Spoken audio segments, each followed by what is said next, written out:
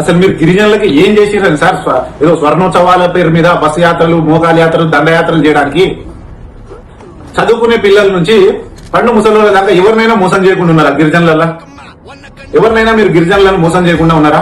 చదువుకునే పిల్లలకైతే 10 పాస్ అయితే 10,000, ఇంటర్ పాస్ అయితే 15,000, గ్రాడ్యుయేషన్ పాస్ అయితే 25,000, పోస్ట్ గ్రాడ్యుయేషన్ పాస్ అయితే 1,00,000, ఆ తర్వాత పిహెచ్డీలు అవి చేస్తే ఎంఫిల్ పిహెచ్డీలు చేస్తే 5 లక్షలు ఇస్తా అన్నారు కదా. కనీసం ఒక్కరికి ₹1 ఇచ్చిరా? లేకపోతే 3 సంవత్సరాలకి వెళ్ళి ఎవరు ఏది పాస్ అవుతలేరా? నిజంగా కూడా. ఇంకొకటి, అంబేద్కర్ అభయహస్తం పథకం కింద అర్హులైన కుటుంబాలకి 12 లక్షలు ఇస్తా అన్నారు కదా. మరి ఒక్కరు కూడా అర్హులు లేరా? 3 సంవత్సరాల నుంచి మీరు ఒక్క గిరిజనులు మీకు అర్హుల్లా కనిపిస్తలేరా? అది పక్కన పెడితే సమ్మక్క సారక్క గిరిజన గ్రామాభివృద్ధి కింద గూడాలకు, తండాలకు 25 లక్షల ఏటా ఇస్తా అన్నారు కదా అభివృద్ధికి. మరి ఒక్క 25 పైసలని ఇచ్చిరా? పోడు భూములు పట్టాలు ఇస్తా అన్నారు కదా, ఎంతమందికి ఇచ్చిరు?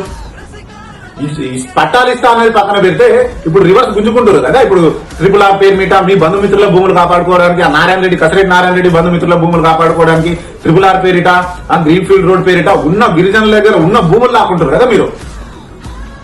ఇందిరమ్మ పథకాల కింద, ఇందిరమ్మ ఇంటి పథకం కింద కూడా 5 లక్షలు కాదు, ST SCలకి 6 లక్షలు ఇవ్వాలన్నారు కదా.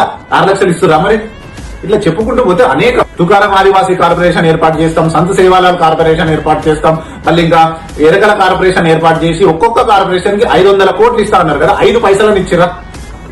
మరి ఇంకేం చేసుకుందామని సార్ గిరిజనులకు? ఇంకా మీరు ఏం చేసిరని మీరు స్వర్ణోత్సవాలు చేసుకోవాలి? ఇవన్నీ చేయనందుకు, మిమ్మల్ని నమ్మినందుకు చేసుకోవాలా? ఇంత నయవంచన పెడుతున్నందుకు చేసుకోవాలా?